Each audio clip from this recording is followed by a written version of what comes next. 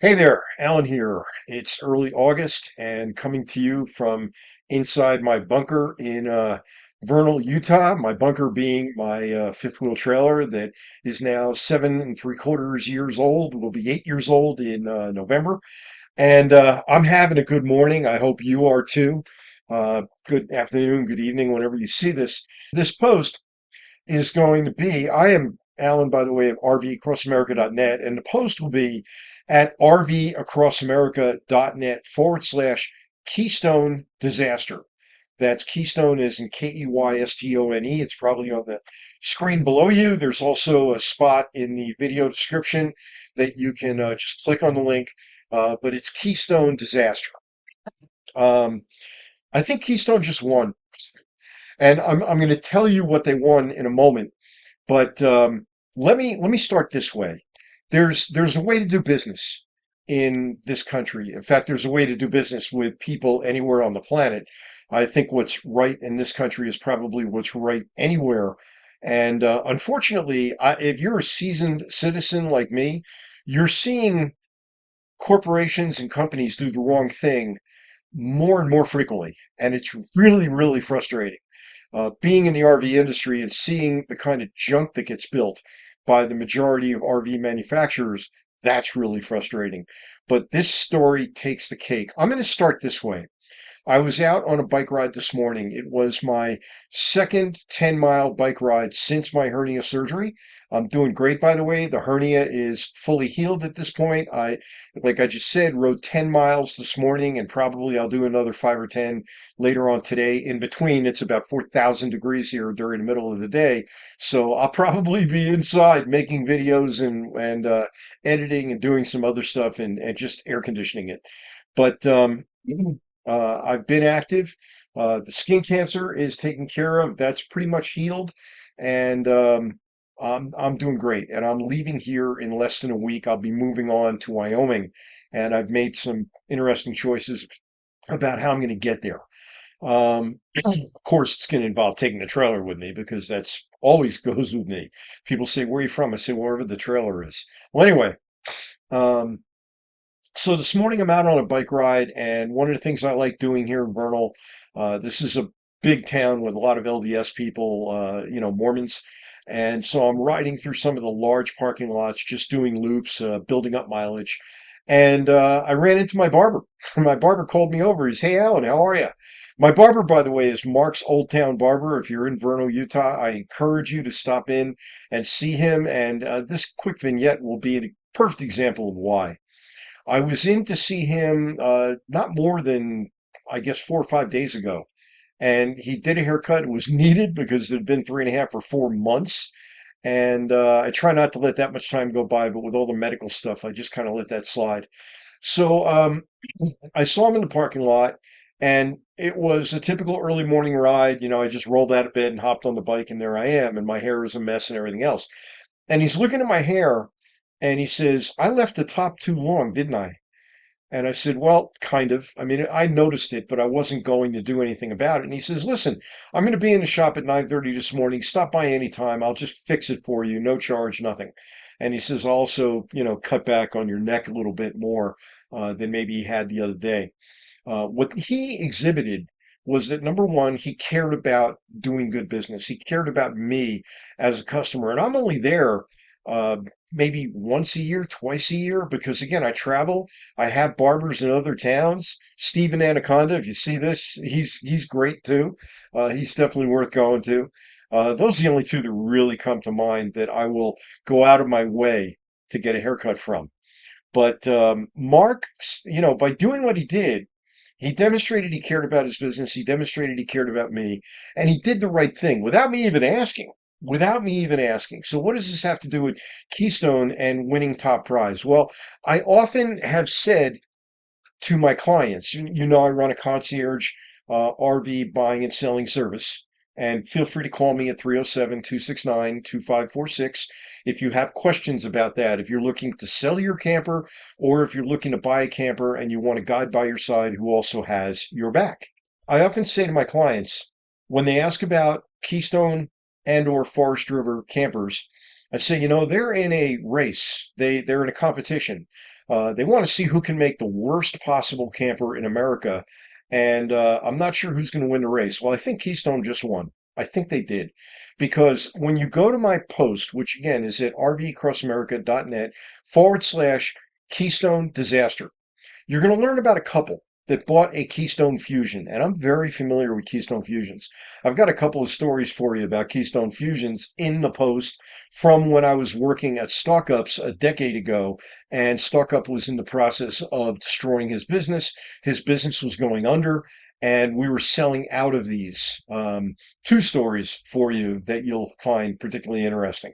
But the main point of my post is to relay to you something I learned on Liz Amazing's YouTube channel. Now, Liz Amazing has kind of formed a niche for herself. She's doing a great job being a consumer advocate for people who come to her with major issues with campers. There have been a number of posts she's made, for example, on the Grand Design debacle with their frame failure issue. And there's a whole story behind that. And I, of course, wrote a story about that on my website, rvcrossamerica.net. Search for frame failure, and you'll find the post on that. In fact, I may have a couple of posts about frame failure. Anyway, they came to her because they bought a Keystone Fusion brand new. I think it was 2019. It's not a COVID camper. And somebody installed the P-trap in the washer dryer area upside down, which first of all is ridiculous. Liz mentions that she thought it was ridiculous too. What it ended up doing, long story short, and you can get into the details first by going to my post, and then I link from my post to her video so that you can see what she talks about. She interviews the owners of this camper, and what happened, the flooding that resulted from this install, the improper install of a P-trap, flooded out the camper. And of course, water is the number one enemy of a camper. It's one of the things I work with my clients on. When I contact a seller, if we're looking at a used camper for one of my clients, even a brand new camper, one of the things I'm looking at is for any signs of water damage, because the moment there's water damage, there's mold. And the moment there's mold, there's toxic mold. Well, in this case, this is a living case in point. Unfortunately, they were a little slow to the uptake to catch up on what was happening with the flooding inside their camper. They didn't notice it. I don't know for how long, but apparently it wasn't immediately. But even if it had been immediately, it probably was already too late. By the time they noticed it and by the time they saw about getting it mitigated, I think it was the wife, you'll have to go to the video to see that, had already ended up in the hospital with injuries from toxic mold, respiratory stuff, scary stuff. So they approached Liz about this because, of course, they were getting nowhere with their dealer. They were getting nowhere with the manufacturer. And Liz stepped up, and she's got the, if you will, bully pulpit of being on YouTube and having a lot of viewers and being in a position to get the word out so that they can lean on and pressure these manufacturers, these dirtbag manufacturers. I'm sorry, they just are, to do the right thing. Well, when you go to Liz's video, you're going to find out that Keystone still isn't doing the right thing. So it's unfortunate. And it's also unfortunate that this is a problem, and Liz points this out herself, that would not have been picked up by a thorough pre-purchase inspection. I am a fan of, at a minimum, when you buy a camper, you got to go through the thing with a fine-tooth comb. And that means checking out every system, sliding the slides in and out, looking for things, and not just having Google eyes that, oh, we're going to go sign the paperwork and we're going to own this dream home for the next 10 years. Not going to happen unless you do your job or hire someone to do your job. Well, what happened with this P-trap issue would not have been picked up by an inspection. So that's something worth thinking about too. But again, the big story here is not just what happened to the buyers of the camper, because the story's not done yet, but what Keystone's response has been to this entire situation. So, rvacrossamerica.net /Keystone Disaster. Within there, you'll hear my vignette about not only what I get from watching Liz's videos, but also what I've experienced when I worked at StockUps with Keystone Fusions. And then you can go over to Liz's video, get the rest of the story, as they say, And again, if this kind of stuff is helpful to you, from me, I try on RVAcrossamerica.net to bring you stories about the RV industry, stories about RVs and RV quality, and stories about RV travel. And I know I haven't had, well, I've had a mix. I've had a mix recently. I've got more stuff coming.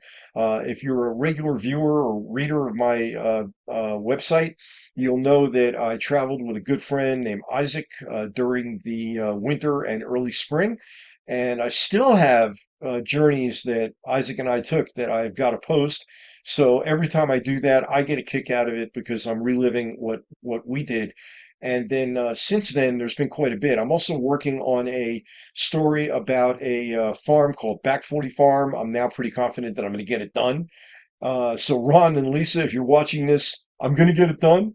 And Back 40 Farm is a farm that's in southern Idaho, but they sell nationwide. They're a independent private membership association farm, which means you and I can join for free and order stuff from them that is freeze dried and properly freeze dried and properly raised produce and animal goods. And it'll be good. It'll be good. I will get you all the information about them within the coming weeks. I can't promise a date, but I'll get it done. Anyway, Alan here, RVCrossAmerica.net. Hey, leave a like, leave a comment. I read all the comments. I respond to all the comments. Share it. Subscribe. If you're seeing this on YouTube or any other video service, please do that there. If you're finding this on my website, well, then just click on the YouTube icon and it'll bring you directly to YouTube and you can do all that there.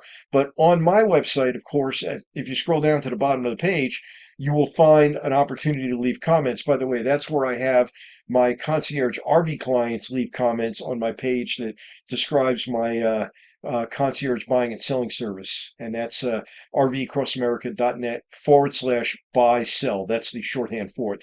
BUYSELL. Again, Alan here, rvcrossamerica.net/Keystone Disaster. Thank you.